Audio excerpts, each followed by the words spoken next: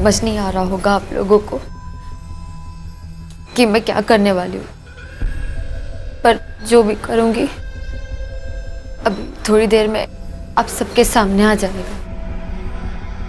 लेकिन जो सामने नहीं आएगा वो है मेरा दर्द, तकलीफ जिसे मैं झेल रही हूँ न जाने कब से।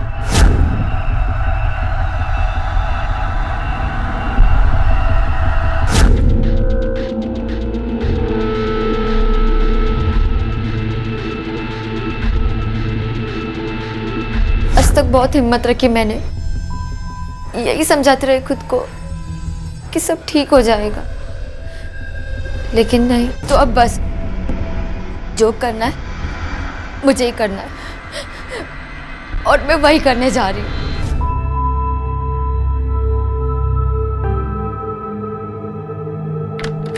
डैडी आएंगे तो आप उनको बोल देना। मम्मा।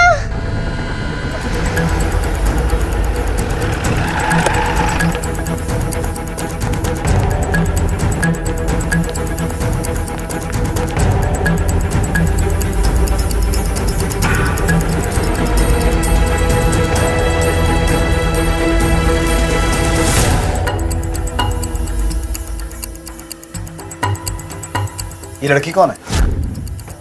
भारती, कुक थी हमारी। कितने सालों से यहाँ काम करती है? पिछले 1 साल से। कितने बजे आती है ड्यूटी पे? 9 साढ़े 9 बजे के आसपास। ये देखिए बेडरूम में।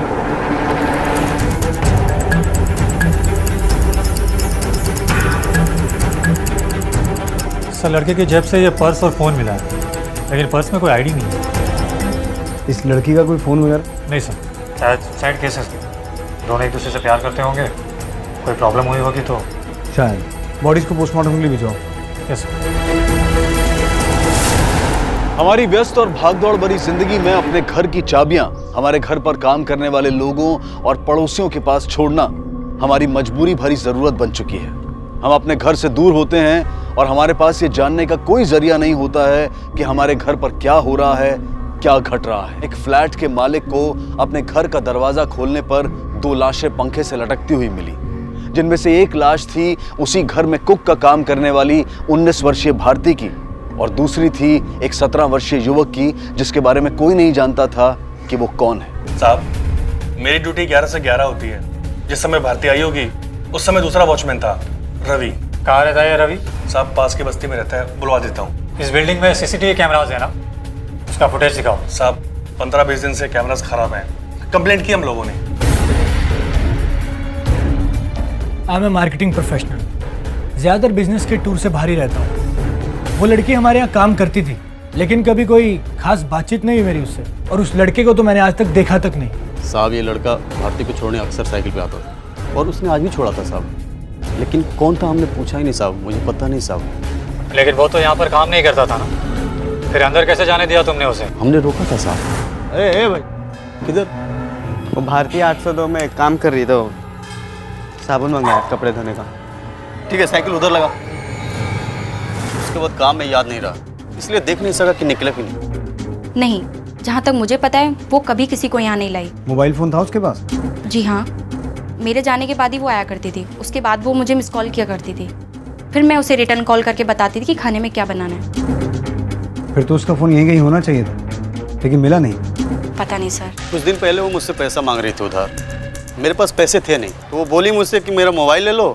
मेरे पास सच में पैसे नहीं, तो मैंने मना कर दिया। हो सकता है वो किसी और को बेच दी होगी। इस लड़की को काम पे कैसे रखा था आपने?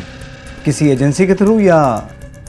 जी नहीं सर, हमारे यहाँ एक और मेड है, सुप्रिया, डस्टिंग और क्लीनिंग के लिए, वही लेकर आई थी इसे। और ये सुप्रिया यहाँ कब से काम कर रही है? करीब 7 सालों से। 2 हफ्ते पहले उसकी माँ मर गई थी, 2 हफ्ते से छुट्टी पे थी साहब, और कुछ दिन पहले से वो आना शुरू की थी। साहब उसका किसी से कोई चक्कर था, ऐसा कभी सुना नहीं।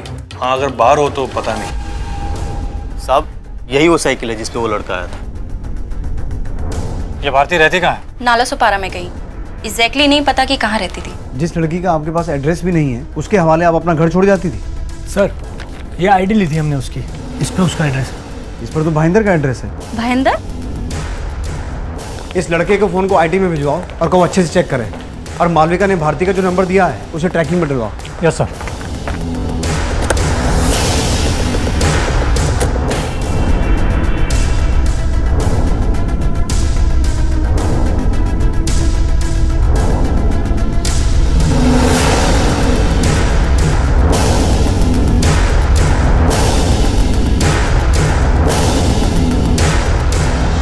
है जला साहेब? भारती यहीं रहती है? उसको तो कई साल हो गए यहाँ से छोड़ के चले गए। अभी कहाँ रहते हो? नाला सोपारा में किधर तो रहते हैं उसके माँ बाप के साथ।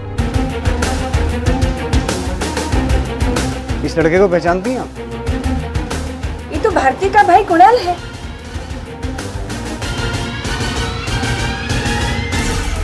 नेटवर्क प्रोवाइडर से उस लड़के के नंबर को लेकर इंक्वायरी की सर। कुणाल नाम है उसका और एड्रेस भी वही भाईंदर का एड्रेस है जो भारती की आईडी पर लिखा था। जो असल में भारती का एड्रेस है ही नहीं, क्योंकि वो और उसका परिवार वहाँ से कई साल पहले नाला सुपारा शिफ्ट हो चुका है। हाँ सर, उस लड़के के झोले से एक रिसिप्ट मिली है सर, ये रसीद मिला जो किसी टेलरिंग शॉप की है और उस पर भी नाला सुपारा का ही एड्रेस है। भारती के पहचान पत्र पर उसके उस घर का पता था जिसे वो सालों पहले छोड़ चुकी थी। काम पर रखते वक्त मालविका ने उससे वो पहचान पत्र तो लिया था, लेकिन उस पर दर्ज वो जानकारी सही है या गलत, ये पता लगाना जरूरी नहीं समझा। अब पुलिस की मुश्किल ये थी कि वो उसकी मौत की सूचना उसके परिवार तक पहुंचाए तो कैसे, इस मामले की तहकीकात को आगे बढ़ाए तो किस तरह। जी साहब, मैं इन दोनों भाई बहनों को जानता हूँ, यहीं पास के चौल में रहते थे अपने बाप विशाल दा के साथ।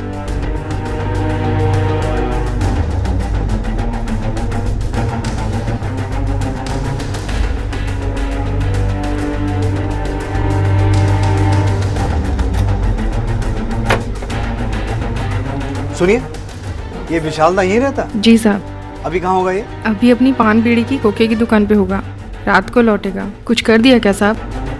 कि बेटे और बेटी की मौत हो गई, उसको इन्फॉर्म करना था। भारती और कुणाल, कुछ दिन पहले तो उसकी माँ का मर्डर किया किसी ने। माँ का मर्डर हुआ था? जी साहब।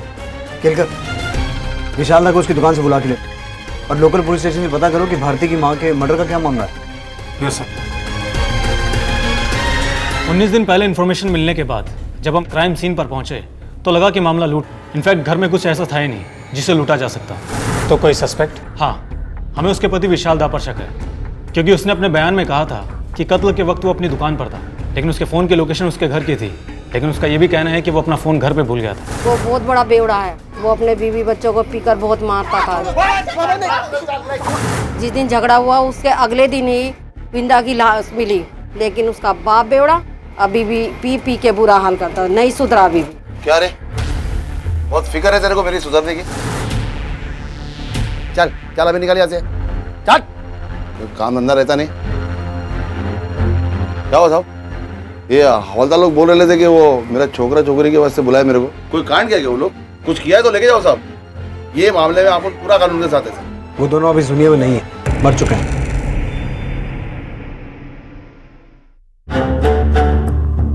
सर, कुणाल और भारती की पोस्टमार्टम रिपोर्ट्स आ गई और इसके अलावा सर डॉक्टर्स का कहना है कि दोनों ने मरने से पहले काफी स्लीपिंग पिल्स ली थी। Sleeping pills? अगर वो दोनों फांसी लगाकर आत्महत्या करने वाले थे तो फिर उन्हें नींद की गोलियां खाने की क्या जरूरत थी? सर, नींद की गोलियों का असर होने में थोड़ा वक्त लगता है। हो सकता है कि उन्हें लगा हो कि नींद की गोलियां कम पड़ गई है, इसलिए मरने के लिए दोबारा कोशिश की हो जिसमें वो कामयाब हो गए। नहीं कहकर, ये बात पूरी तरह से गले के नीचे नहीं उतर रही।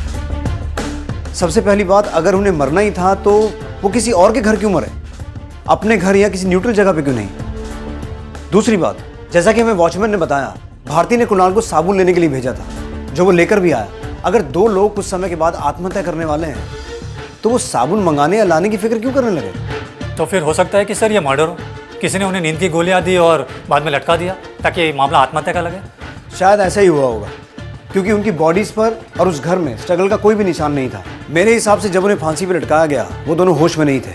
और अगर हमारी थ्योरी सही है तो कातिल कोई एक नहीं दो होने चाहिए, क्योंकि दो लोगों को इतनी हाइट पर लटकाना किसी एक आदमी के बस की बात नहीं हो सकती। सर, इसके अलावा दोनों की माँ विंदा का भी मर्डर हुआ था। हो सकता है कि इन दोनों में कुछ कनेक्शन हो। बिल्कुल हो सकता है, और इस कनेक्शन को ढूंढने के लिए हमें डिटेल्स चाहिए होंगे।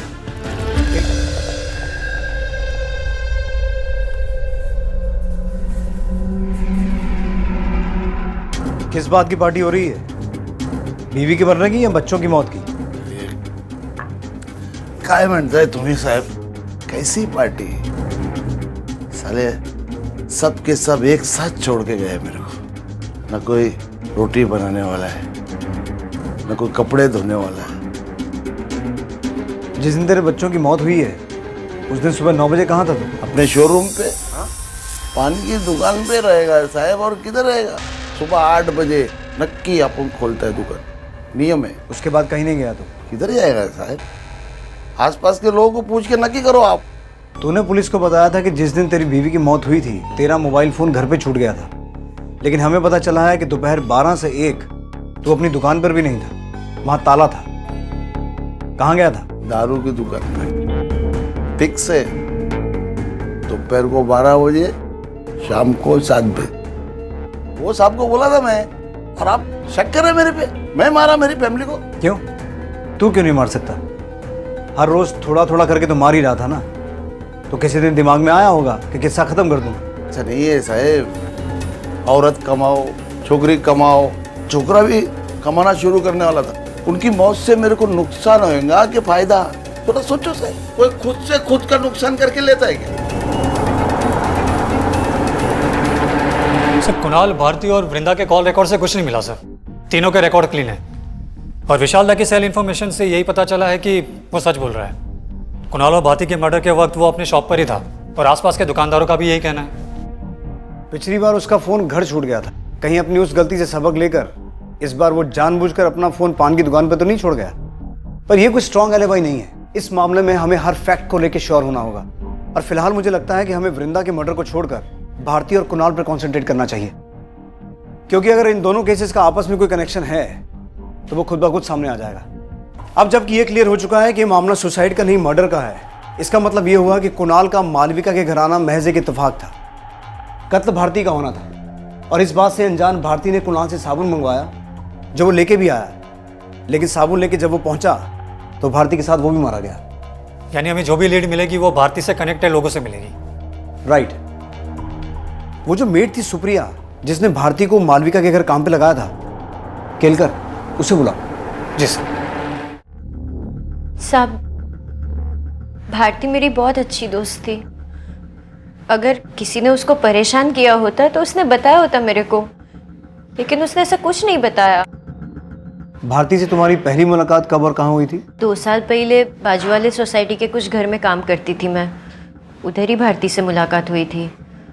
फिर धीरे धीरे हम दोनों का दोस्ती हो गया। जब तुमने भारती को मालविका के घर काम पर लगवाया तो वहाँ पहले से कोई कुक था या थी जिसे हटाकर भारती को काम पर रखा गया हो और उसने नाराज होकर भारती को मार दिया हो? नहीं साहब, मालविका मैडम के घर पे पहले कोई नहीं था। वो उनका नया नया नौकरी लगा था ना, तो भारती को ही पहला रखा था। सुप्रिया, हमें पता चला है कि भारती को तुमसे ज्यादा पगार मिलती थी, तो बुरा तो लगता होगा तुम्हें, क्योंकि काम पर तुमने लगवाया और कमा वो तुमसे ज्यादा रही थी। सबको अपना किस्मत का मिलता है साहब, और वो कौन सा लाखों में कमा रही थी कि मेरे को जलन होएगा।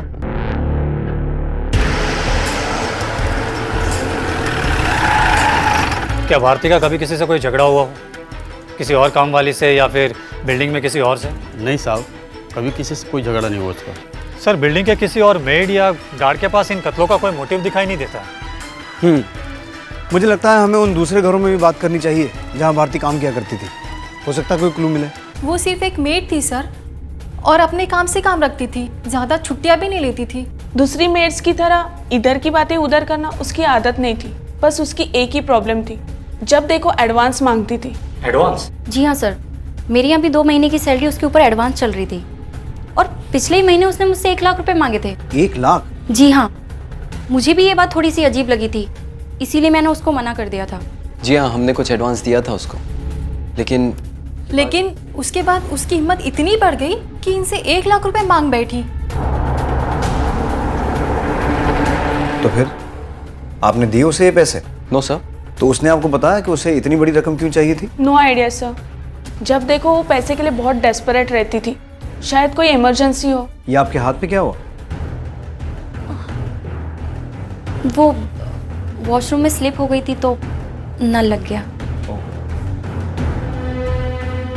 आप स्लीपिंग पिल्स का इस्तेमाल करती हैं? जी पहले करती थी, अब नहीं करती। मतलब अभी आपके घर में स्लीपिंग पिल्स नहीं है? जी है ना। मैं देख सकता हूँ? बिल्कुल, अभी ले।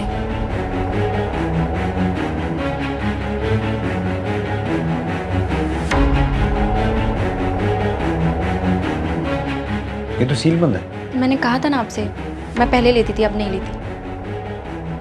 गुड, ये अब आपको इनकी जरूरत नहीं पड़ती। Thank you.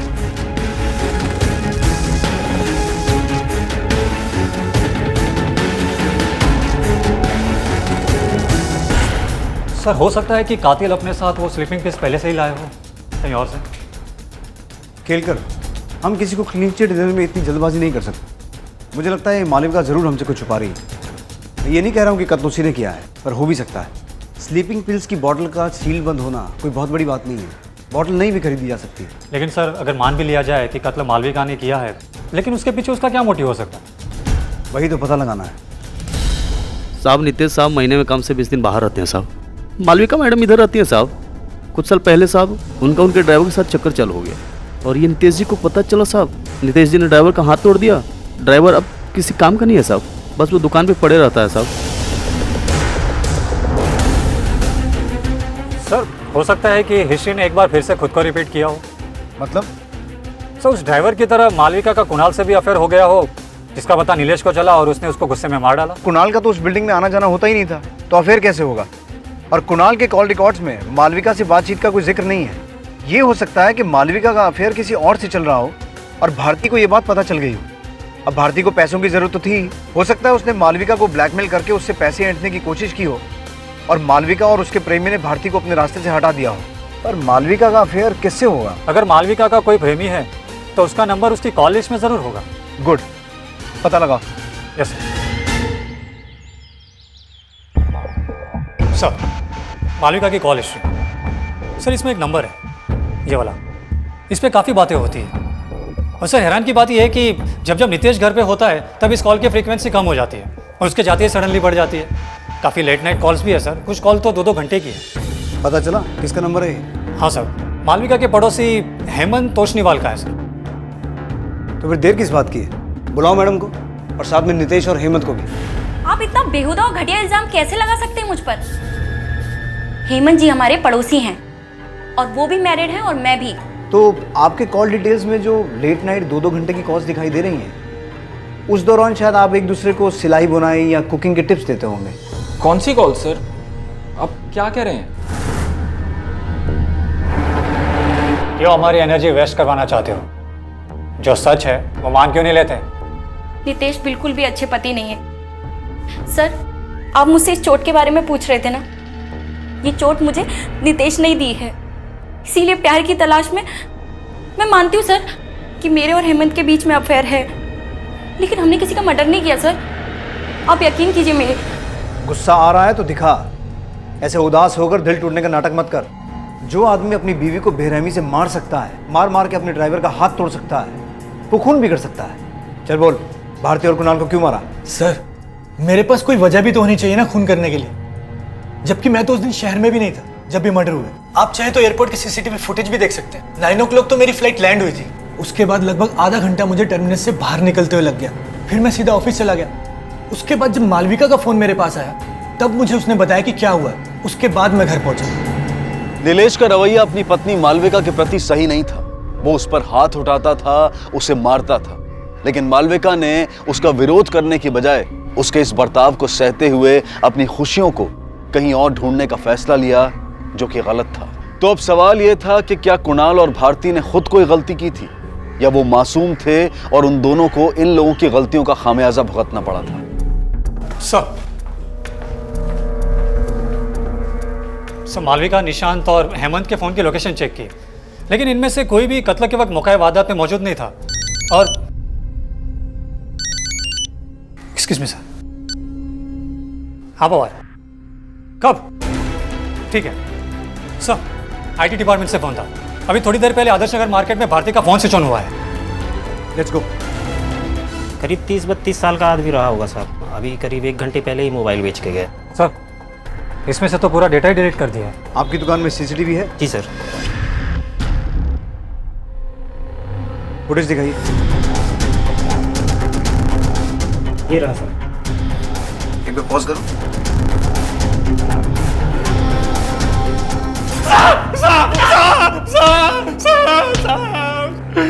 सच्ची बताओ साहब, मैंने उन दोनों को नहीं मारा, सच्ची में साहब। तो भारती का फोन तेरे पास कैसे आया? वो मैंने चोरी किया था साहब। मैं भी सच्ची बोलता हूँ साहब, मैंने उन दोनों को नहीं मारा साहब। ये जो कह रहा है वो सच हो भी सकता है और नहीं भी, पर झूठ बोलने के चांसेस ज्यादा बनते हैं। क्यों सर? केलकर, उस फोन की कीमत कितनी होगी? 1000 रुपए, ज्यादा से ज्यादा 1500 रुपए। अब इतनी मामूली रकम के लिए कोई क्राइम सीन से एविडेंस मिटाने जैसा सीरियस क्राइम कैसे कर सकता है? इसका कोई ना कोई कनेक्शन तो है, या तो भारती से या फिर कुणाल से। आओ। मैंने उन दोनों को कभी आपस में बात करते नहीं देखा, लेकिन अगर कुछ हो भी तो क्या कहा जा सकता है? क्या बोलते तुम्ही साहब?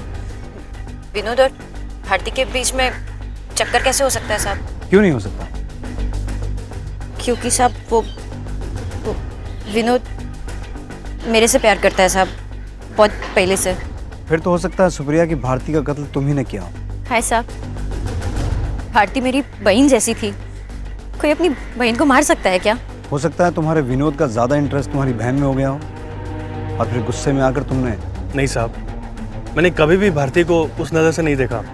मैं सुप्रिया से प्यार करता हूँ, सच्चा प्यार। चलो भारती से प्यार ना सही, पर यह भी तो हो सकता है कि विनोद की कुणाल से कोई दुश्मनी हो। साहब मैंने तो कभी भी उससे बात तक नहीं की, तो दुश्मनी कैसी? साहब एक छोटी सी गलती के चक्कर में मुझे इतना मत रगड़ो साहब, मैंने कुछ नहीं किया। क्या साहब, हम लोग गरीब है, इस वास्ते आप हमारे पीछे पड़े हो ना साहब। और जिन पैसे वालों के पीछे आपको पड़ना चाहिए, उनकी तरफ तो आप देख भी नहीं रही साहब। मतलब किसकी तरफ देखना चाहिए हम? अगर तुम्हें लगता है कि कोई है जो हमारी नजरों से छूट रहा है तो बोलो। सब वो ऋषि साहब, मैं उनके घर पर काम करती हूँ साहब, उन्हीं के पैसे से मेरा चूल्हा जलता है, इससे जास्ती मैं कुछ नहीं बोल सकती साहब। सर मैंने भारती के कॉल रिकॉर्ड्स फिर से चेक किए, उसकी बातचीत ऋषि की पत्नी प्रीथा से उतनी नहीं होती थी जितनी की ऋषि से होती थी। तो इतनी बड़ी बात पहले हमारी नजर में क्यों नहीं आई? सर प्रीथा और ऋषि के दोनों के ही नंबर प्रीथा के नाम पर ही रजिस्टर है, इसलिए हमें लगा कि उसकी बातचीत प्रीथा से होती होगी, लेकिन अब पता चला कि उसमें से एक नंबर तो ऋषि के पास रहता है। Late night calls? No sir. Kelkar, तुम्हें याद है जब हमने ऋषि से भारती को एडवांस देने की बात पूछी थी तो उसने हमें ये नहीं बताया था कि भारती ने उससे भी 1 लाख रुपए मांगे थे, बल्कि उसकी वाइफ ने हमें ये बात बताई थी। उसकी हिम्मत इतनी बढ़ गई कि इनसे 1 लाख रुपए मांग बैठी। और ये बात ऋषि को पसंद नहीं आई थी। राइट, तो कहीं ऐसा तो नहीं कि ऋषि ने ही भारती को 1 लाख रुपए दिए हों और ये बात वो हमसे छुपा रहा हो भी सकता है सर। अगर ऐसा है केलकर, तो इसके पीछे कोई ठोस और बड़ी वजह होनी चाहिए, वरना कोई अपनी मेड को इतनी बड़ी रकम क्यों देगा?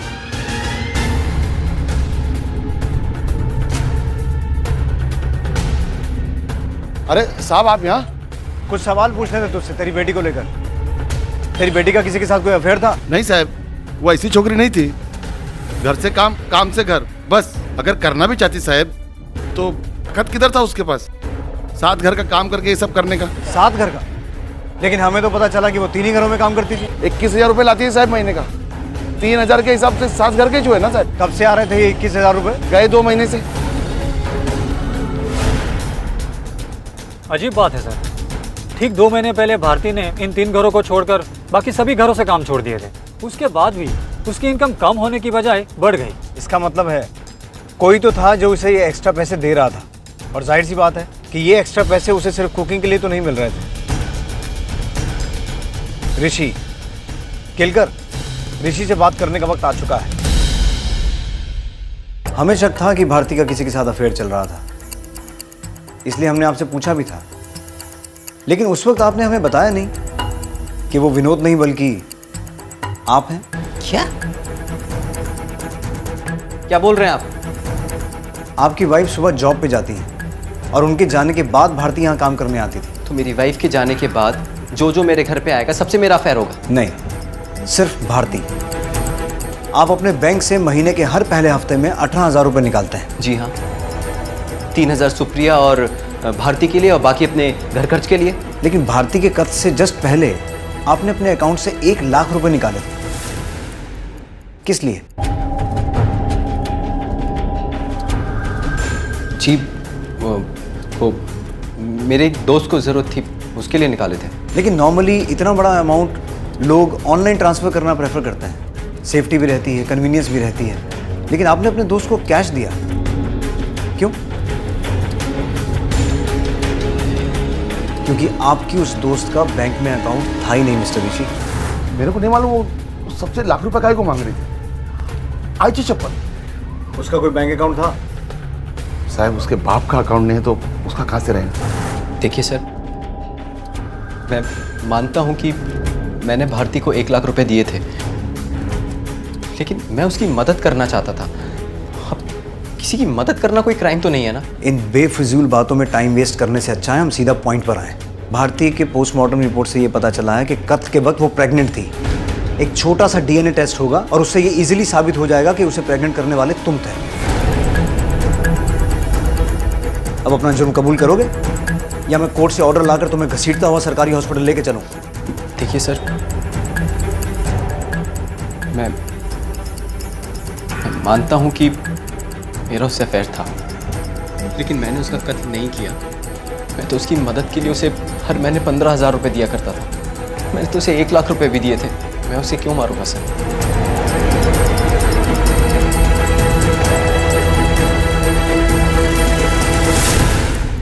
भारती के प्रेग्नेंट होने वाला ब्लफ तो काम कर गया, पर भारती की मौत के वक्त ऋषि वाकई में ऑफिस में ही था। उसके कॉल रिकॉर्ड्स में भी ऐसा कोई नंबर सामने नहीं आया जिससे ये लगे कि उसने भारती को मारने के लिए किसी को हायर किया था। बहुत उम्मीद थी मुझे इस थ्योरी से, लेकिन कुछ हाथ नहीं लगा। एक छोटा सा क्लू मिला है सर। क्या? वृंदा की कॉल लिस्ट में एक नंबर था जिस पर उसने 1 या 2 बार बात की थी, इसलिए हमने भी कुछ खास ध्यान नहीं दिया था। लेकिन जब उस नंबर पर फ़ोन किया तो पता चला कि वो नंबर किसी महेश राव का है, जो कि एक प्रॉपर्टी डीलर है। सर, जिन लोगों का गुजारा इतना मुश्किल से होता है, उनका प्रॉपर्टी डीलर से बात करना कुछ अजीब नहीं लगता? महेश राव कुछ हजार रुपए कमाकर अपना परिवार चलाने वाली भारती को 1 लाख रुपए जैसी बड़ी रकम की जरूरत पड़ना, और ऋषि जिसके साथ उसका रिश्ता सिर्फ मालिक और नौकर का था, उसका भारती को 1 लाख रुपए देकर उसकी जरूरत को पूरा करना, ये दोनों बातें अजीब थी। इसलिए अब ये बहुत जरूरी था कि पुलिस भारती की उस जरूरत का पता लगाए, और वो उम्मीद कर रही थी कि इस प्रॉपर्टी डीलर महेश राव से उन्हें इस मामले में कोई ना कोई मदद जरूर मिलेगी। वृंदा और उसकी बेटी भारती यहाँ मीरा रोड में किराए की खोली लेना चाहते थे। भारती का भाई कुणाल, वो भी कभी कभी उनके साथ में आया करता था। फिर अचानक उसका फ़ोन आया और उसने मुझे बोला कि उसे अब किराए पे खोली नहीं चाहिए, उसे खोली खरीदी करनी है। अचानक ऐसा क्या हुआ कि किराए पे खोली ढूंढते ढूंढते उसे खरीदने की बात करने लगी? पता नहीं साहब, पर उसने मुझे इस बारे में बात चलाने के लिए बोला और 1 हफ्ते में ही उसे खोली खरीदी करनी। और फिर कुछ दिन बाद वापस उसका कॉल आया। वो मुझसे बोली कि अब उसे खोली खरीदी करनी नहीं है, उसे किराए पर ही खोली दिला दो, और उसके लिए उसने मुझे डिपॉजिट के लिए 1 लाख रुपए भी ला कर दिए। यानी कि भारती, उसकी माँ और उसका भाई कुणाल अपने बाप को छोड़कर अलग रहने की प्लानिंग कर रहे थे। हो सकता है ये बात विशाल दा को किसी तरीके पता चल गई हो और उसने गुस्से में आके तीनों को मार दिया हो। उठा के लाओ उसे। बहुत होशियारी है ना तुझे? सच बोल, तुझे पता था ना कि वो लोग छोड़ के जा रहे तुझे, इसलिए सबको मार डाला ना? हाँ बोल। साहब मेरे को कुछ भी खबर नहीं थी साहब की, ऐसा कुछ पुणे में करने वाले हो लोग। साहब मेरे को मालूम होता कि उनके पास 1 लाख रुपया है तो मैं उनसे वैसे ही ले लेता साहब। वृंदा के मर्डर की इंक्वायरी कर रही टीम ने हमें बताया था कि उन्हें क्राइम सीन को देखकर ऐसा लगा था कि मामला लूट का है। इसका मतलब जिसने भी वृंदा को मारा वो गया तो लूट के इरादे से था, लेकिन उसे वहां कुछ मिला नहीं क्योंकि भारती पहले ही सारा पैसा महेश को दे चुकी थी खोली के लिए। अब अगर ये विशाल दा नहीं है तो कौन है? और ऋषि ने सबसे छुपाकर ये पैसा भारती को दिया था, तो फिर किसको और कैसे पता चला कि भारती के पास पैसा है और उसने अपने घर के अंदर छुपा के रखा है?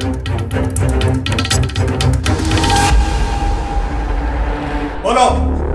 सब मेरे को नहीं पता आप क्या बोल रहे हो। मेरे को कैसे मालूम होगा कि भारती के पास इतने पैसे कैसे आए? ठीक वैसे ही जैसे तुम्हें भारती और ऋषि के बीच के रिश्ते के बारे में पता था। उन दोनों के रिश्ते के बारे में मेरे को धोखे से पता चल गया। कोई जासूसी नहीं की थी। उस दिन मैं काम पर गई थी तो दरवाजा खुला था।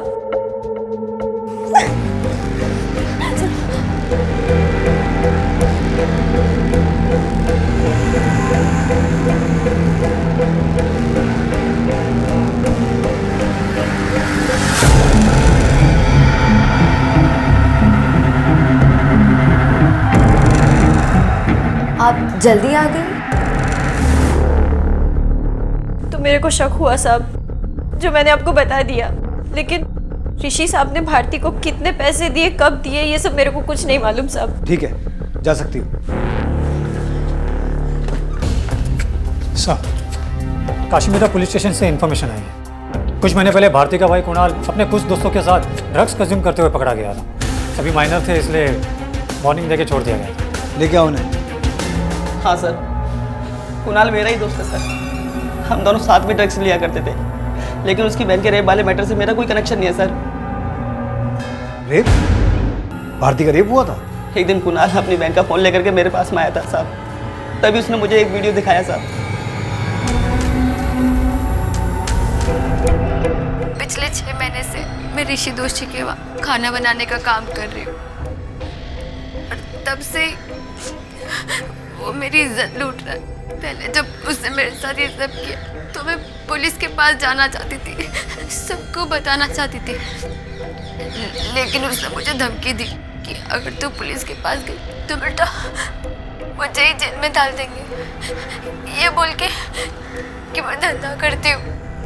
अब बस जो करना है मुझे ही करना, और मैं वही करने जा रही हूँ। ये वीडियो कुणाल के फ़ोन में था? नहीं साहब, ये उसकी बहन के मोबाइल में था। वो अपना मोबाइल घर पर ही छोड़ गई थी, वो हाई हो गया था तो साहब मैंने ये उसके मोबाइल में से वीडियो अपने मोबाइल में ट्रांसफ़र कर लिया बस साहब। पर एक सवाल और पैदा होता है केलकर, अगर भारती ने ये video as a suicide note बनाया था तो उसने सुसाइड किया क्यों नहीं? इसका मतलब है वीडियो को बनाने का मकसद सुसाइड नहीं, ऋषि को ब्लैकमेल करना था। विनोद के साथ ऋषि को भी उठाओ और इस वीडियो को आईटी में भेजो, उन्हें कहो पता करें ये वीडियो शूट कब हुआ था। यस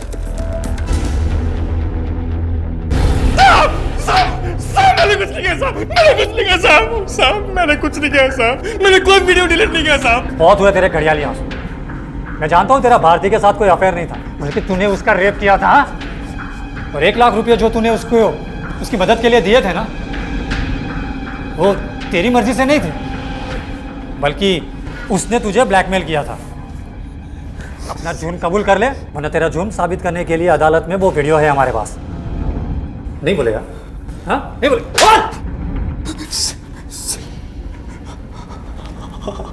हाँ सर, मैंने रेप किया था उसका। वो मुझे ब्लैकमेल भी करती थी और उसने मुझसे 1 लाख रुपए भी मांगे थे, जो मैंने उसे दे दिए थे। भारती ने मुझसे पैसे लेने के बाद वो वीडियो मेरे सामने डिलीट कर दिया था सर। जब वो मुझे ब्लैकमेल करने ही नहीं वाली थी तो मुझे उसे मार कर क्या मिलता सर? सर, ऋषि ने अपना जुर्म कबूल कर लिया है। उसी ने भारती का रेप किया था और भारती ने उसे वीडियो दिखाकर 1 लाख रुपया लिया था। लेकिन विनोद तो अभी भी कह रहा है कि उसे वीडियो के बारे में कुछ भी नहीं पता। शायद वो सच बोल रहा है सर, क्योंकि ऋषि का कहना है कि जिस वक्त उसने भारती को 1 लाख रुपये दिए थे, उसी वक्त भारती ने उसके सामने ही अपने फ़ोन से वो वीडियो डिलीट कर दिया था। अगर ऐसा है तो फिर ऋषि के पास कोई मोटिव बचता नहीं भारती को मारने का। सर, ये आईटी रिपोर्ट। केलकर सर, ये भारती के फ़ोन और वीडियो की रिपोर्ट है। सर, इसमें लिखा है कि वीडियो 19 दिन पहले शूट किया गया था, लेकिन भारती के फ़ोन से नहीं। व्हाट? हाँ सर। जी सर, भारती के फ़ोन का कैमरा 4 मेगापिक्सल है, जबकि वीडियो शूट किया गया है 10 मेगापिक्सल वाले कैमरा से। 19 दिन पहले? मतलब भारती की माँ वृंदा के कत्ल से 2 दिन पहले। केलकर, अगर ये वीडियो भारती के फ़ोन से नहीं बनाया गया तो ज़रूर किसी ऐसे आदमी के फ़ोन से बनाया गया है जो भारती और ऋषि के रिश्ते के बारे में जानता था, और साथ ही भारती को उस पर पूरा भरोसा था। मैं ऋषि दोषी के वहाँ खाना बनाने का काम कर रही हूँ, और तब से वो मेरी इज्जत लूट रहा है। देख सुप्रिया, एक छोटा सा टेस्ट होगा तेरे फ़ोन का और बड़ी आसानी से पता चल जाएगा कि ये वीडियो तेरे फ़ोन पे शूट किया गया था। तेरा खेल खत्म हो गया सुप्रिया। सब वो उस दिन जब मैं भारती को ऋषि सेठ के साथ देखी तो मेरे को बहुत झटका लगा साहब। सुप्रिया, छोड़। शादीशुदा आदमी है वो, अगर उसकी बीवी को मालूम पड़ गया ना तो खाल खींच लेगी, तेरी और मेरी भी। बहुत दिनों से वो मेरे साथ जबरदस्ती कर रहे। मैं तो उनके घर का काम छोड़ना चाहती, पर उन्होंने मुझे धमकी दी कि मैं तुम्हें बदनाम कर दूंगी। मेरे को ऋषि सेठ पर बहुत गुस्सा आया, इसीलिए मेरे दिमाग में एक प्लान आया, ऋषि सेठ को ब्लैकमेल करने का प्लान। जो करता है मुझे ही करता है, और मैं वही करने जा रही हूँ। अपनी जान लेने जा रही। बस अब हो गया अपना काम। अब देखना, ये देखकर वो ऋषि सेठ कैसे हिल जाएगा। 50-60 लाख रुपया तो ऐसे दे देगा। और उसमें अब एक हिस्सा मेरा भी होगा। रवि को प्लान मालूम पड़ चुका था, इसीलिए हमने उसको भी साथ में ले लिया। अभी तो हम लोग सोच ही रहे थे कि ऋषि सेठ से कब कितना पैसा मांगने का है, कि अचानक से ये भारती उसने मना कर दिया, बोली कि मेरे को हराम का पैसा नहीं चाहिए। लेकिन फिर एक दिन मैंने भारती को किसी से फोन पर बात करते सुना। हाँ, पैसे घर पे रेडी है, आप आज मेरे को खोली दिखाओ, अगर मुझे पसंद आ गया तो कल आपको पूरे पैसे दे दूंगी। उसने हमारे साथ डबल गेम खेला था। उसने फक्त ऋषि सर को वो वीडियो दिखाकर अपना पैसा उनसे निकाल लिया। लेकिन साहब, हम इतनी आसानी से उसको हमारा हक तो नहीं मारने दे सकते थे ना, इसीलिए विनोद उसकी खोली पर गया पैसे लेने।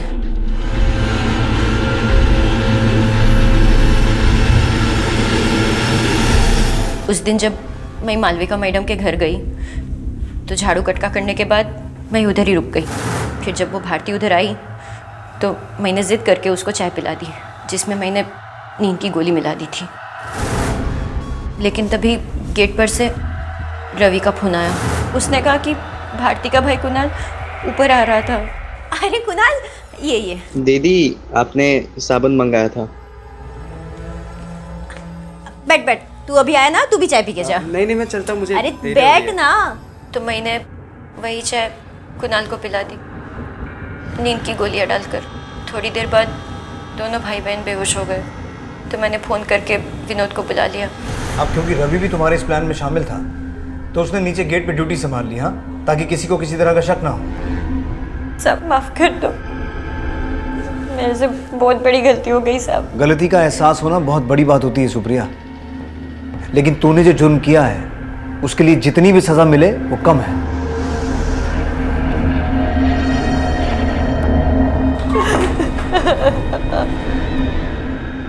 जब एक आम आदमी अपने जैसे किसी दूसरे आम आदमी को न्याय पाने के लिए सालों अदालतों के चक्कर काटते हुए देखता है तो इंसाफ पर से उसका विश्वास उठ जाता है और जुर्म और जुल्म से लड़ने की बजाय वो उसके सामने सर झुकाए रखने में ही अपनी भलाई समझता है। यही वो डर था, वो सच था जिसने भारती को ऋषि की ज्यादतियों की खिलाफत करने की बजाय उन्हें चुपचाप सहते रहने के लिए प्रेरित किया, वरना उसके और उसके मासूम भाई के साथ जो हुआ वो कभी ना होता।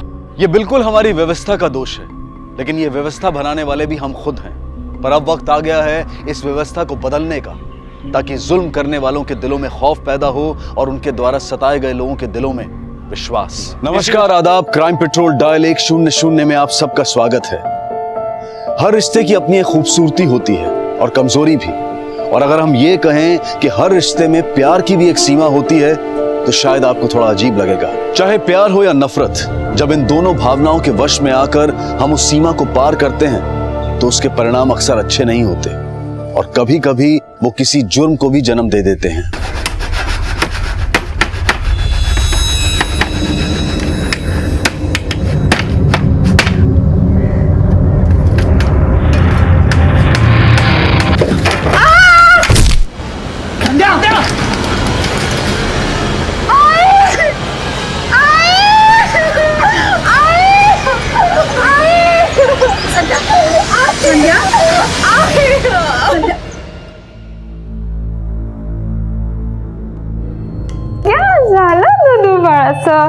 चलो अब ढकार लो, जल्दी ढकार लो। चलो चलो चलो चलो, ढकार लो, ढकार लो, लो लो जल्दी। Very good, very good. 1 2 और 3 ढकार ले।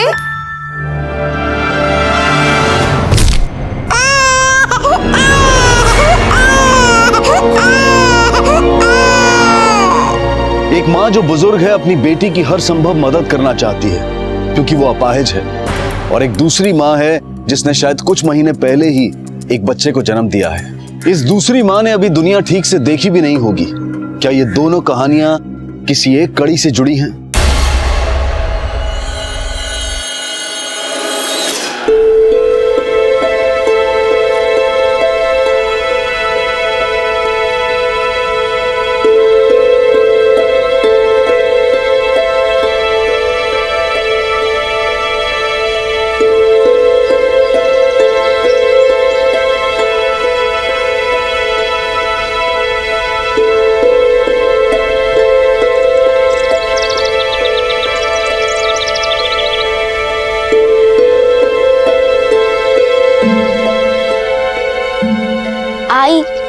मुझे नहीं लगवाना टीका, मुझे सुई से बहुत डर लगता है। अरे कुछ नहीं होगा, मैं हूँ ना तेरे साथ, तुझे पता भी नहीं चलेगा।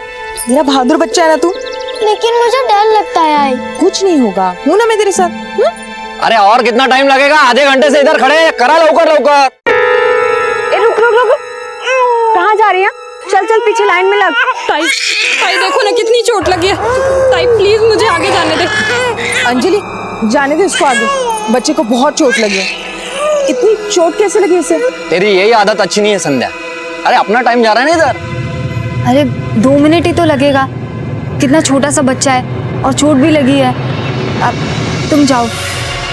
हाँ जाइए जाइए। अरे संध्या महारानी को मैं मानना तो पड़ेगा ही। हाँ, अब जाइए जाइए जाइए, आप जाइए आगे।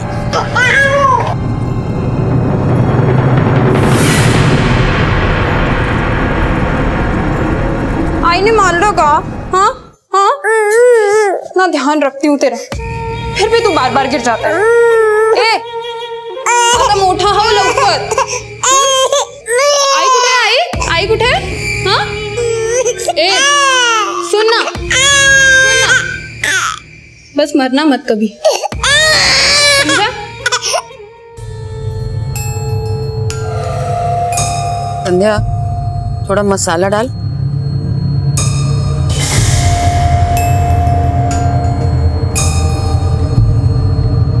और डाल थोड़ा, बस बस।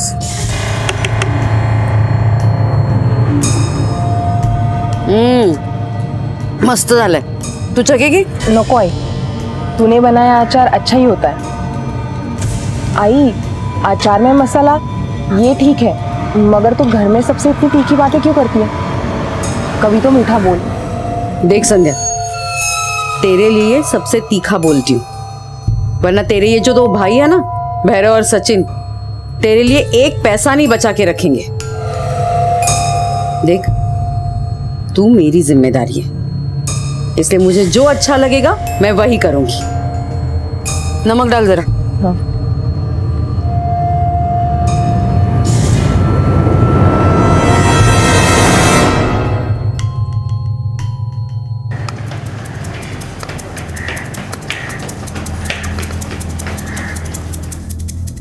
साहब साहब, वो मेरी नन्नन संध्या कल सुबह से गायब है। गायब है? कहाँ गई थी वो? पता नहीं साहब, एक तो वो लंगड़ी है, समझ में नहीं आ रहा कहाँ जा सकती है और क्यों। और आई ने हम दोनों के पति को 12 घंटे से कमरे में बंद करके रखा हुआ है। आई उगड़, आई द्वार उगड़, द्वार उगड़ आई। अरे आई द्वार उगड़, क्या करते हैं? बंद करके क्यों रखा? साहब वो आई को लगता है कि संध्या के गायब होने में हम दोनों के पतियों का हाथ है। पागल हो गई है क्या? अभी तो सिर्फ बंद करके रखा है, खरा खरा सांगितलं नहीं ना तो मिर्ची की धुनी छोड़ दूंगी पूरे कमरे में। आई दरवाजा खोल, आई उगड़। कहाँ है मेरी संध्या? क्या किया है तुम दोनों ने उसके साथ, बोलो। अरे हमने कहीं नहीं किया है, हमने कुछ नहीं किया। आजी आई कब आएगी? आ जाएगी बेटा, बहुत जल्द आ जाएगी। आई द्वार उगड़।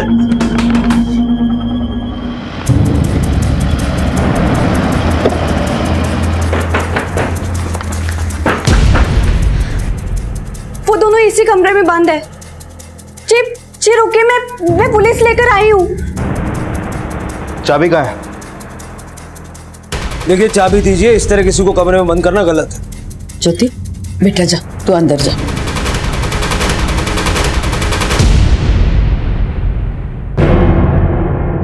जब तक ये दोनों ये नहीं बताते कि मेरी संध्या का है, मैं दरवाजा नहीं खोलूंगी। अगर आप चाबी नहीं देंगी तो हमें आपको कस्टडी में लेना पड़ेगा। इस तरह किसी को कमरे में बंद करके रखना कानूनन जुर्म है। लाइए चाबी।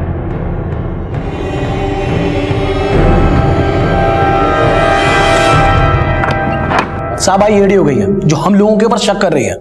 साहब संध्या को गायब करके हम लोगों को क्या फायदा मिलेगा, क्या होगा उससे? नफरत करते दोनों के दोनों मेरी बच्ची संध्या से। नफरत नहीं, तरस खाते थे हम उस पर। हम अपनी मेहनत की कमाई का आधा हिस्सा उसके गुल्लक में डालते थे। ये बताइए, आधी कमाई क्या कम होती है? उस पर भी आई किट करती रहती थी कि हम संध्या का ख्याल नहीं रखते हैं। अब क्या पूरी कमाई उसके गुल्लक में डाल दें? वो गुल्लक वही खटकता है दोनों की आंखों में।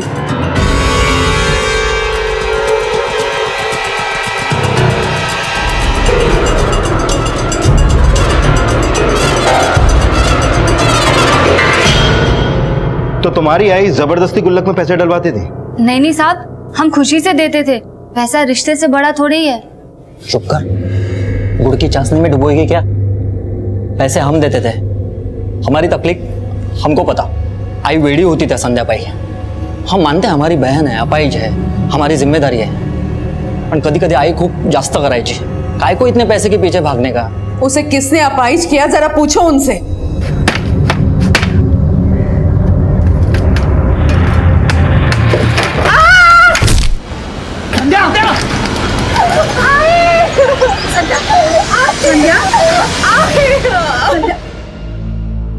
अब गिर गई अचानक, पर आई को लगता है कि उसमें भी गलती हम लोगों की है। अच्छा, संध्या को जरा सा कुछ भी हो ना तो सबसे पहले उंगली हम भाइयों पर उठती है। तो तुम भाइयों का कोई याद नहीं है संध्या के गायब होने में? नहीं साहब, हम भाई है, कसा ही नहीं। सच में साहब, इन्होंने कुछ नहीं किया। आप संध्या दीदी के पति से पूछताछ करो ना। वैसे भी उनकी आपस में बनती नहीं थी।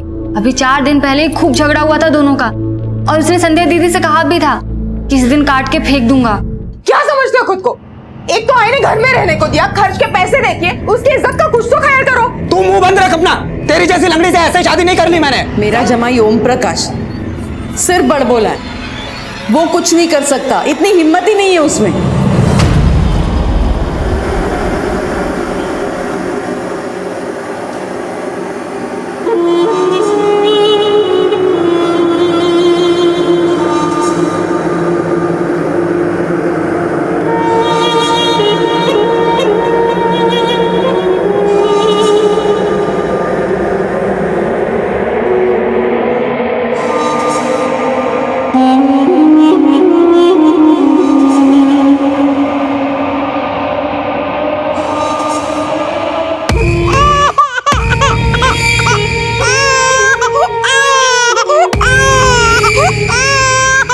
एक छोटे से बच्चे के साथ इस तरह का अमानवीय बर्ताव, ऐसा टॉर्चर।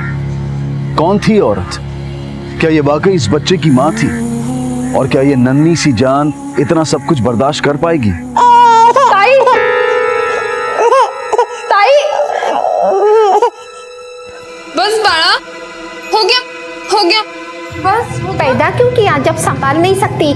2 महीने में 8वीं बार आई है तू यहाँ पे। वो क्या है ना ताई कि अकेली रहती हूँ मैं, तो घर के कामों में फंसी रहती हूँ।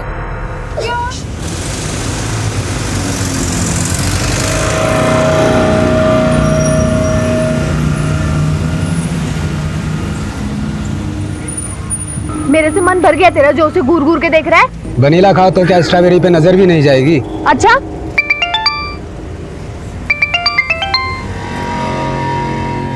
हाँ आई। कल से तेरी बीवी गायब है और तुझे जरा भी चिंता नहीं है ना साहब? चिंता क्यों नहीं है? चिंता साहब, उसी को तो ढूंढने गया था मैं। अब रास्ते में एक दोस्त मिल गई तो उससे बात करके जी हल्का कर लिया। तेरे जैसे आदमी पे तेरी सास भरोसा करती है। वैसे इस अपाहिज लड़की से तूने शादी क्यों की? मजबूरी थी क्या? साहब मजबूरी नहीं, सोच समझ के की। मैं खुद गया था उसका हाथ मांगने। देखो साहब, मेहनत मजदूरी मेरे को जमता नहीं है। मुझे पता था कि इसके नाम से गुल्लक है, दोनों भाई इसको आधी आधी कमाई देते हैं, तो सोचा एक एहसान करके ऐश करूंगा इनके पैसों पे। तेरी सास को कुछ नहीं पता? नहीं साहब, वो संध्या बेचारी ने कुछ नहीं बताया उसको। तूने 4 दिन पहले संध्या को धमकाया था ना, काट डालूंगा ऐसा बोला था। कौन बोला साहब? वो चुगलखोर करो ना। अरे साहब, सोने के अंडे देने वाली मुर्गी को भला कोई काट सकता है? लंगड़ी है तो क्या, गुल्लक तो तगड़ी है। तो तूने संध्या को गायब नहीं किया? नहीं साहब। अरे साहब, वो लंगड़ी मेरे लिए तिजोरी है, तिजोरी। फिर किसने किया होगा? ये सब संध्या के दोनों भाइयों का किया हुआ है। वो खुद चाहते हैं बहन से छुटकारा पाना।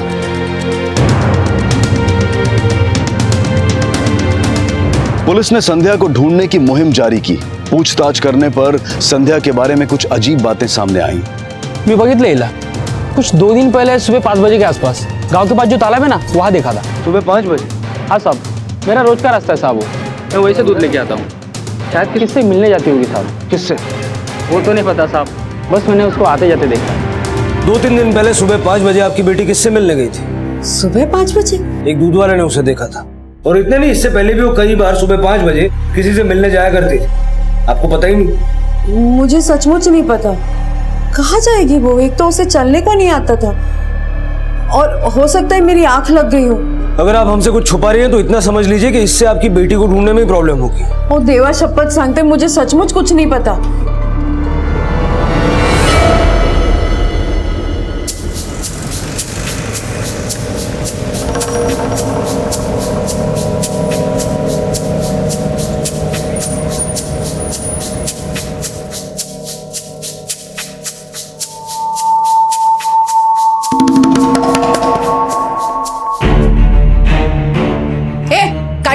छोड़ छोड़, संध्या का है वो, हाथ भी मत लगा रख, छोड़। अरे आई वो क्या करेगी इतने पैसों का? तुम दोनों के अचार के धंधे में जो पैसे आते हैं वो भी इसी गुल्लक में जाते हैं ना। तो सुबह 5 बजे उठकर किसी से मिलने जाती है, पीठ पीछे ना वो क्या गुल खिलाती है मुझे नहीं पता। आई मुझे इस गुल्लक में से मेरा हिस्सा चाहिए बस। आई कुछ नहीं मिलेगा, छोड़ इसको। क्या कर रहे हैं तुम लोग? छोड़ छोड़, संध्या का है वो, हाथ में मत लगाना, छोड़ छोड़। अरे क्या कर रहे हो?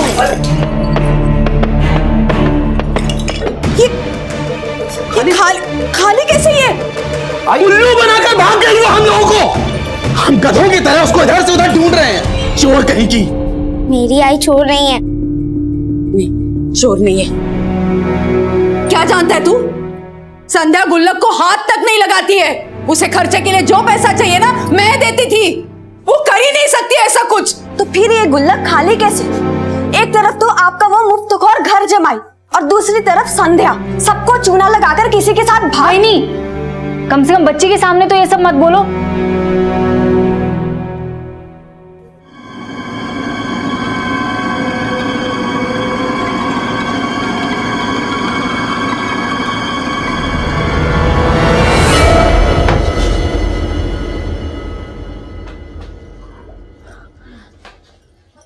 अच्छा सुनो ना, एक बात सच सच बताना। हाँ।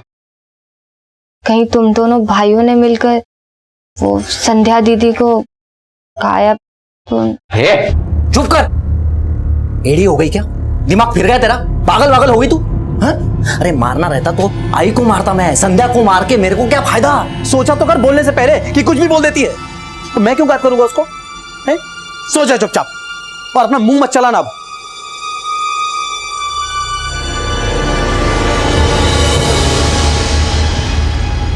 संध्या के गायब होने का राज अब भी राज ही बना हुआ था। उसके परिवार के रिश्तों की दरारें सामने आने लगी थी। क्या उसके भाइयों में से किसी ने उसे गायब किया था? कौन था वो?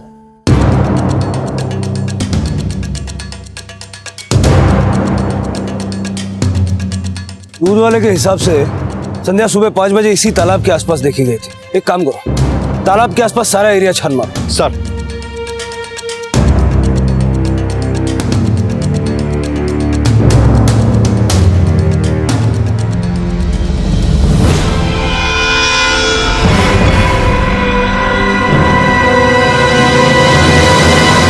ये तो संध्या का भाई भैरव है। सर इसे चाकू से मारा गया है।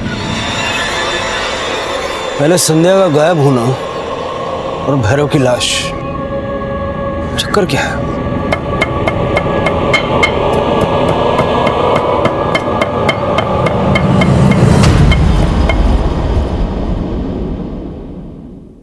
एक के बाद एक नया तरीका टॉर्चर का। क्यों ये औरत इस बच्चे के साथ इस तरह का दुर्व्यवहार कर रही थी? क्या वजह थी? उसके मन में क्या चल रहा था? और क्या इस औरत का संध्या के गायब होने से कहीं कोई संबंध था?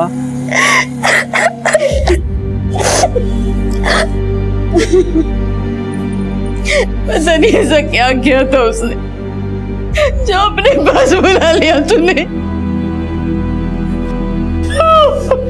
भैरव का किसी के साथ कोई झगड़ा, कोई दुश्मनी?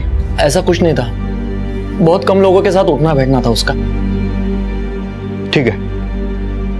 आजी,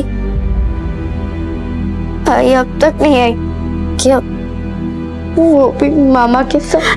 नहीं नहीं ज्योति, उसे कुछ नहीं होगा, बहुत जल्द आ जाएगी वो। भगवान ना अच्छे लोगों के साथ कभी बुरा नहीं करता।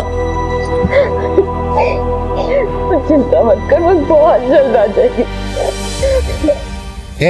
ज्यादा ऐश्वर्या राय बनने की जरूरत नहीं है। क्या किया मैंने? क्या किया है? मिलने क्यों नहीं आया? वादा मुझसे वनीला से करता है और भाग तो स्ट्रॉबेरी के पीछे है। मौत हुई है मेरे घर पे। मौत का मतलब समझती है ना? मर्डर। 3 दिन से मेरी पत्नी गायब है घर से। पुलिस पीछे पड़ी है सबके। घर से निकलना मुश्किल है। कैसे बताऊं तुझे?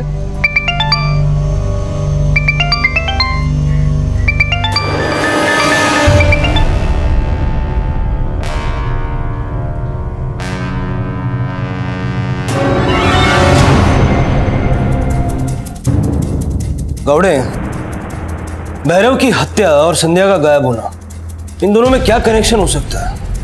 पता नहीं सर, पर ये देखिए, भैरव के फोन रिकॉर्ड में ये एक नंबर अलग है जिस पर सिर्फ 2 बार बात हुई है, 17 तारीख को। पता करो किसका नंबर है। सर कैसी माँ है तो? वो क्या है ना, इसकी कुंडली में ही दोष है। पंडित जी ने कहा था कि राहु भारी है इसका, शांति कराएंगे ना तो सब ठीक हो जाएगा। ऐसे ध्यान रखोगी तो कुछ ठीक होने वाला नहीं है। शिल्पा, जा इसके साथ काउंटर से दवा ले लो। जी चले माँ।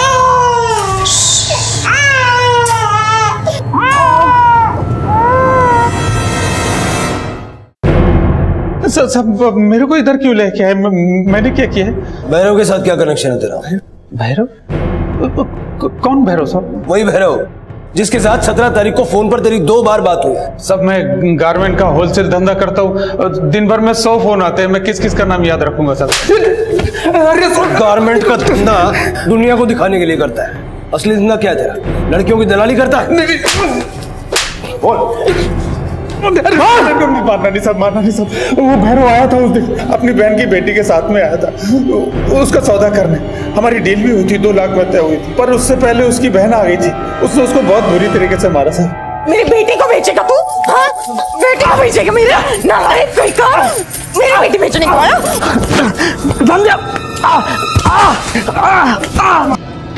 सर कहीं ऐसा तो नहीं कि भैरव ने दोबारा ऐसी ही कोशिश की हो और संध्या को पता चल गया हो और फिर संध्या ने गायब होने का नाटक किया और फिर मौका देखकर भैरव को मार दिया हो सकता है।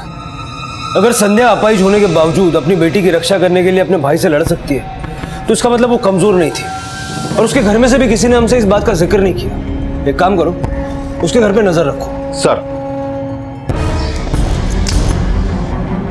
हाँ या ना?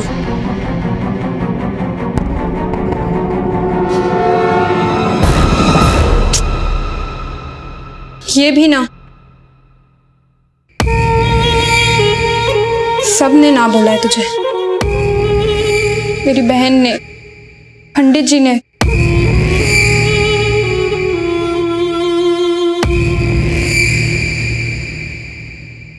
तू तो दवाई पी के सो जाता है, मैं क्या करूं? सर भैरव की पोस्टमार्टम रिपोर्ट आ गई है। उसकी मौत 22 अगस्त की शाम स्टेबिंग की वजह से हुई थी। Exact cause of death internal bleeding है। और वो जो दूसरे निशान थे वो? सर अभी ये बेसिक रिपोर्ट है, फाइनल रिपोर्ट आनी अभी बाकी है। डिटेल्ड एनालिसिस में थोड़ा टाइम लगेगा अभी। हेलो, क्या? ठीक है सर, कल रात कांस्टेबल कदम ने संध्या के घर के बाहर किसी अनजान इंसान को देखा है। कोई औरत थी। कहीं वो संध्या तो नहीं थी? उसने चेहरा देखा था? नहीं सर, वो चेहरा ठीक से नहीं देख पाया क्योंकि उसने घूंघट डाल रखा था। हाँ, उसने साड़ी का कलर देखा था, येलो कलर की साड़ी पहनी हुई थी।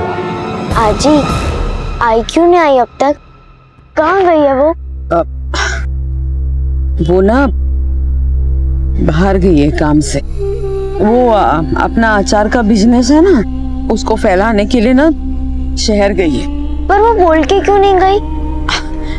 अरे वो तो बोलती रहती है ना, सरप्राइज सरप्राइज। तो वो ना तुझे सरप्राइज देना चाहती है।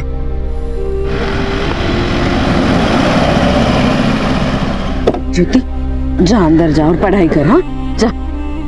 ये ले।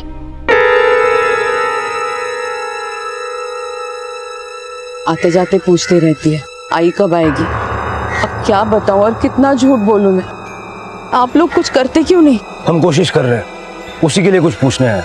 यहाँ क्या पूछताछ करनी है आपको? आपकी बहू के पास कोई पीले रंग की साड़ी है? सर, करुणा के अलमारी में पीले रंग की कोई साड़ी नहीं है। पीले रंग की साड़ी? हाँ वो शायद अंजलि के पास है, कभी कभी पहनती है वो।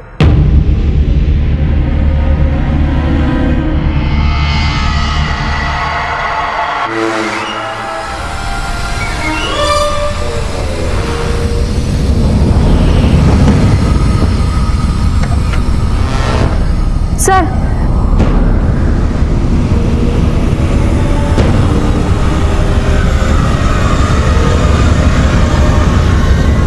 घर के बाकी लोग कहाँ हैं? सब बाहर गए। पर क्यों? आपसे एक निवेदन है, इस साड़ी के बारे में घर में किसी को कुछ मत बताइएगा। क्यों? अंजलि ने कुछ किया है क्या भैरव और संध्या के साथ? पर वो ऐसा क्यों करेगी? वो हम पता कर लेंगे।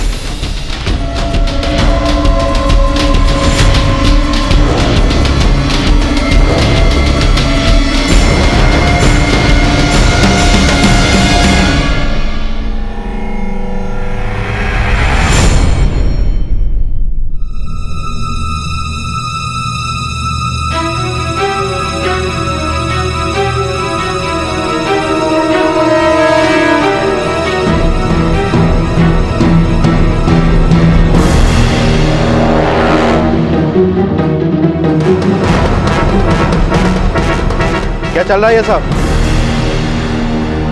जी वो मैं अपने दोस्त से मिलने आई थी। दोस्त? कौन है तू? कौन है? बबलू। बबलू बबलू बबलू। शर्म नहीं आई बाहर कचरा खाते हुए? अरे अब क्या मुंह दिखाऊंगी लोगों को? मुझसे क्या पूछ रही? आपको कभी घर में संध्या के अलावा कोई दिखे? आज तक आपको मेरी खबर थी? आपका बेटा भैरव, वो तो सिर्फ 7 फेरे लेने तक ही मेरे साथ था। उसके बाद उसकी जिंदगी दारू, उसकी बीवी दारू। मुझे क्या चाहिए, मैं कैसी दिखती हूँ, कभी परवाह नहीं थी उसको।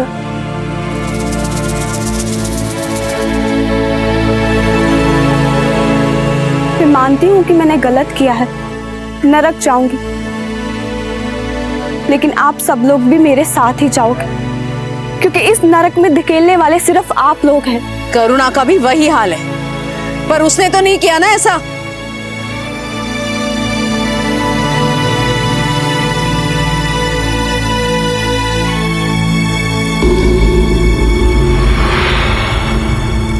गावड़े, कहीं ऐसा तो नहीं कि बबलू और अंजलि का सच संध्या और भैरव जान गए हों और इसीलिए बबलू और अंजलि ने दोनों को रास्ते से हटा दिया हो? लेके आओ दोनों को। सर।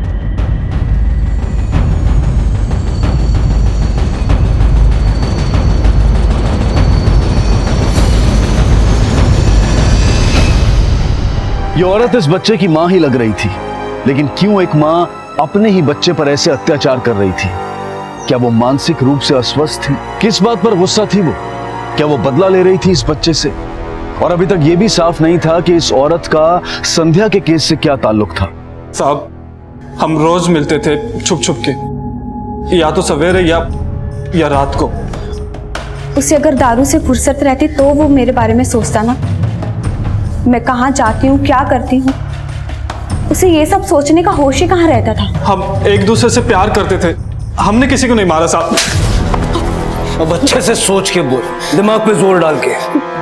साहब, किसी को मारने से हमें क्या मिलेगा? संध्या और भैरव ने तेरी और अंजलि की चोरी पकड़ ली होगी। किसी को नहीं पता था हमारे बारे में। ना तो हमने संध्या दीदी के साथ कुछ किया, ना ही हमने भैरव को मारा। वो तो मुझे पैसे दिया करता था जो मैं बबलू को दिया करती थी। उसको मारकर मेरा क्या फायदा? अगर तुम दोनों ने कुछ नहीं किया तो फिर किसने? होगा कोई संध्या दीदी का आशिक। गुल्लक के सब पैसे लेकर भागी वो लंगड़ी। 75,000 से ज्यादा पैसे थे साहब उसमें। और हाँ साहब, 1-2 बार मैंने उसको किसी के साथ मोटरसाइकिल पर जाते हुए देखा था।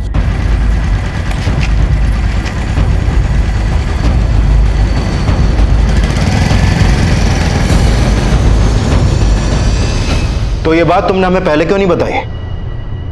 किसी की इतनी हिम्मत कहाँ है साहब, जो आई के सामने संध्या दीदी की बुराई भी कर जाए। अच्छा, जानती हो कौन था वो लड़का या आदमी?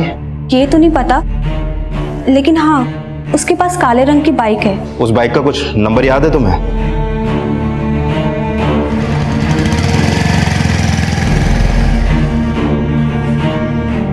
ताई, ताई, इसको देखो ना, कुछ बोल ही नहीं रहा है।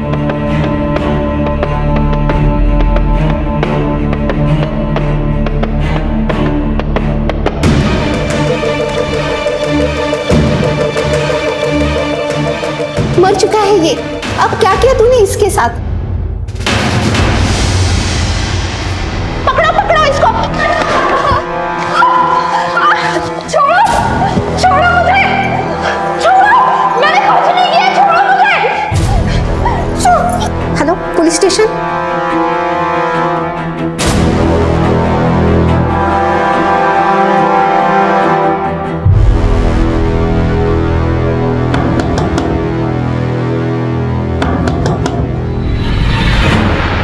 अशोक राणे। जी हाँ। ये बाइक तुम्हारी है? जी हाँ सर, पर बात क्या है? संध्या लोखंडे को जानते हो? जी हाँ, पर क्यों? साहब, ये बहुत बार लड़की को लेके आई है, हर बार चोटी लगी रहती थी। मुझे यकीन था कुछ ना कुछ होने वाला है। देखो साहब, आज ये बच्चा मरा हुआ है। साहब, मैंने नहीं मारा। मैं कैसे मार सकती हूँ? मैं बहुत प्यार करती हूँ उससे, माँ हूँ उसकी मैं। बच्चे की बॉडी को अभी पोस्टमार्टम के लिए भेजना होगा। क्या रिश्ता है तुम्हारा संध्या के साथ? रिश्ता संध्या से? कुछ भी तो नहीं सर। ज्यादा होशियारी नहीं, तुम उसे अपनी बाइक पे ले जाया करते थे। क्या चल रहा है तुम दोनों के बीच? क्या बात कर रहे हैं साहब, वो एक अपाहिज लड़की है, बस मैं उसकी मदद कर देता था। दरअसल संध्या मेरी स्टूडेंट है, सरकारी नौकरी के लिए मेरे यहाँ एग्जाम की तैयारी कर रही थी। अपने पैरों पर खड़ा होना चाहती थी ताकि अपने भाइयों से उसे पैसा ना लेना पड़े। तो उसके घर में किसी को नहीं मालूम कि वो ट्यूशन लेती थी? इतना तो पता नहीं साहब, पर उसकी आई उसके लिए भाइयों से पैसे लिया करती थी और संध्या को ये बात बिल्कुल अच्छी नहीं लगती थी। उसका पति भी उसके साथ अच्छा बर्ताव नहीं करता। संध्या अपने पैरों पे खड़ा होना चाहती थी ताकि उसे दूसरों की मदद ना लेनी पड़े।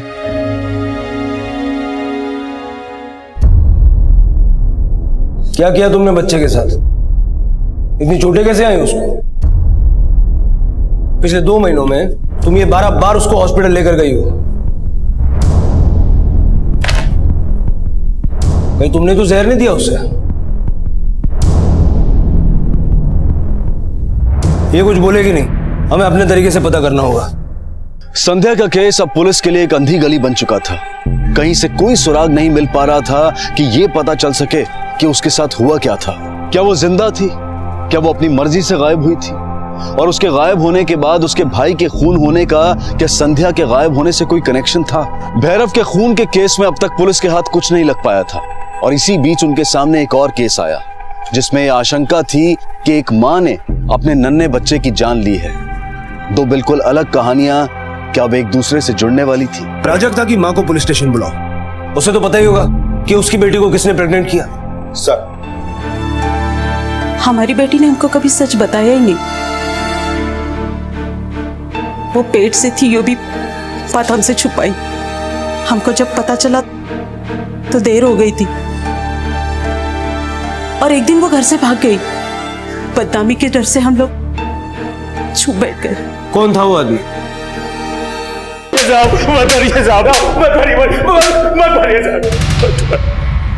प्रोफेसर रुक कितना बार हो गए साहब, सब कुछ तो बता दिया है। प्राजक्ता के बारे में कौन बताएगा जिसको तूने प्रेग्नेंट करके छोड़ दिया? मैं किसी प्राजक्ता को नहीं जानता साहब।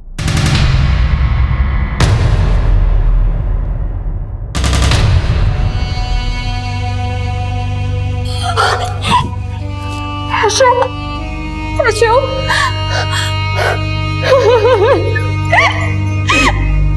अशोक, तू मेरे को लेने आया ना? हाँ अशोक, हमारा बच्चा मर गया। कौन है पागल? साहब मैं नहीं जानता इसे। कौन है तू? हाँ? अशोक, ऐसे मत बोल अशोक। अशोक, अशोक मेरे अरे अशोक, अशोक मेरे को लेके जाओ। अशोक, अशोक साहब मैं नहीं जानता इसे। अब एक भी कहानी बनाई ना, इतना मारूंगा कि सारी हड्डियां ढीली हो जाएंगी। बच्चे की लाश है अब भी हमारे पास। एक डीएनए टेस्ट और तेरी सारी पोल खुल जाएगी, इसलिए सच बोल। साहब प्राजक्ता मेरे कोचिंग क्लास में आती थी तो फिर मुझे उससे प्यार हो गया था।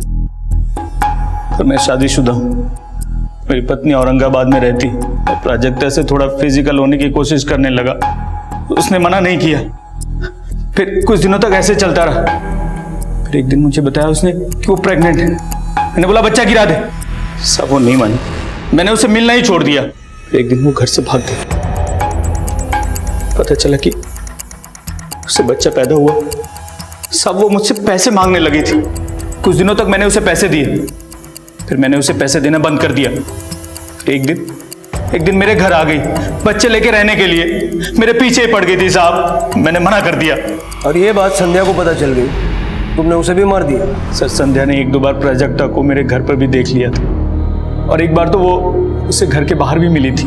आप इतना बेरहम कैसे हो सकते हो? हाँ, इस लड़की को अपनाना चाहिए आपको। ये हमारे बीच का मामला है। संध्या तू क्यों बीच में पड़ती है? संध्या तो मेरे पीछे ही पड़ गई थी। वो कहने लगी प्राजक्ता उसके बच्चे को अपना लूं, बार बार धमकी देने लगी, अगर मैंने ऐसा नहीं किया तो वो पुलिस को जाकर सब कुछ बता देगी। मैं क्या करता साहब, मैंने अगले दिन उसको अपने घर बुलाया और मार दिया। संध्या,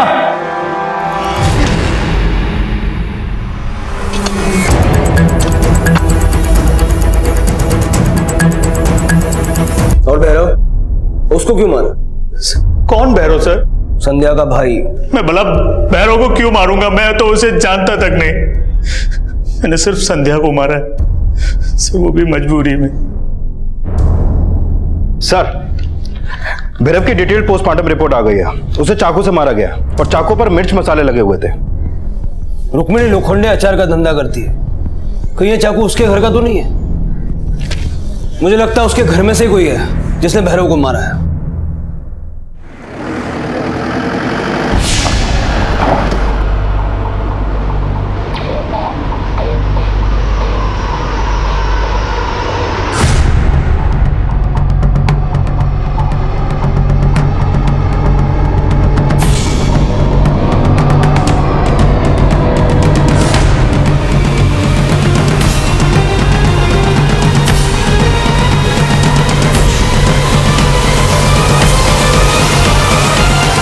सर, यहां आइए।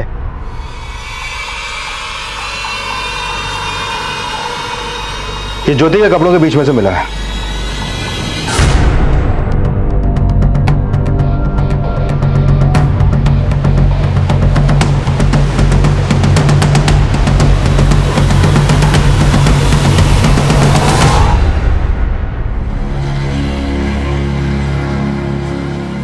ज्योति बेटा, तुमने मारा भैरव को? जो कुछ हुआ है सच सच बताओ। ज्योति, सांगुन ने ना बड़ा क्या हुआ था? इतनी बड़ी बात कैसे छुपाई तूने? आजी पे भरोसा नहीं था? हाँ, बता।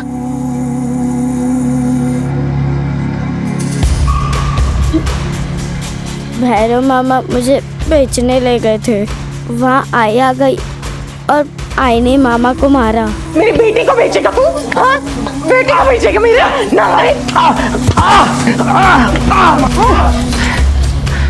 आइंदा से मेरी बेटी पे बुरी नजर डाली ना, जान ले लूंगी देख। मामा ने कहा था मेरी आई को कि छोड़ेंगे नहीं, मार डालेंगे। और जब आई गायब हुई तो मुझे लगा कि मामा ने मार दिया।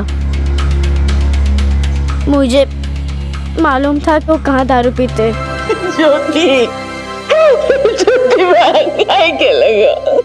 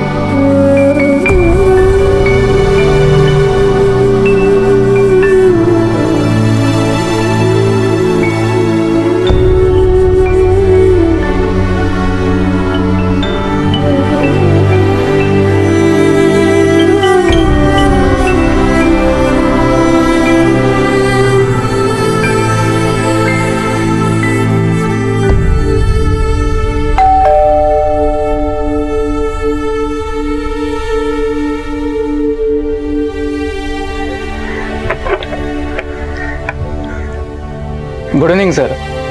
संध्या लोखंडे है? जी, आप कौन? एक्चुअली उन्होंने एक नया ऑटो बुक किया था, मैं डिलीवरी के लिए आया हूँ उसकी। ये चाबी।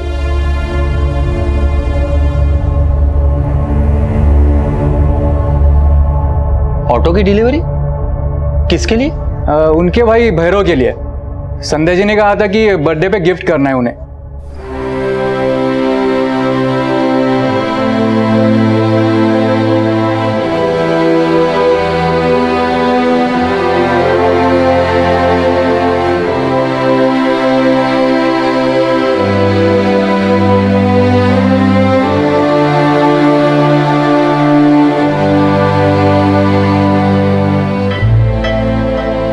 जो गुल्लक संध्या की मां ने संध्या के लिए रखी थी, उसी गुल्लक के पैसों से संध्या ने अपने उस भाई के लिए ऑटो रिक्शा खरीदा जो संध्या की बेटी को बेचने वाला था। भैरव अब इस दुनिया में नहीं था और संध्या की बेटी को पुलिस हिरासत में ले चुकी थी और घर के बाहर खड़ा ऑटो रिक्शा भाई बहन के प्यार का प्रतीक बनकर खड़ा था।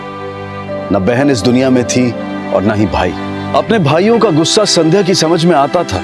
वो ये भी समझती थी कि उसकी माँ की उसके प्रति प्यार और हमदर्दी से बाकी रिश्तों में कड़वाहट आ रही है, इसीलिए वो अपने पैरों पर खड़े होना चाहती थी। लेकिन उसे क्या पता था कि एक अजनबी लड़की प्राजक्ता की जिंदगी की कहानी उससे आकर जुड़ जाएगी।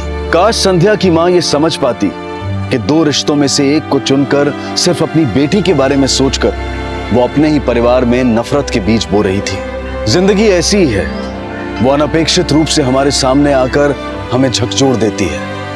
इसी विचार के साथ मैं अनूप सोनी अब आपसे विदा लेता हूं। फिर मुलाकात होगी अगले एपिसोड में एक और चौंका देने वाले केस के साथ। तब तक अपना और अपने परिवार का ख्याल रखें और देखते रहें क्राइम पेट्रोल डायल 100। 1:15 को सीख हम सबको। जय हिंद। क्राइम पेट्रोल के और भी दिलचस्प कहानी देखने के लिए हमारे चैनल को सब्सक्राइब करें और बेल आइकॉन दबाना न भूलें।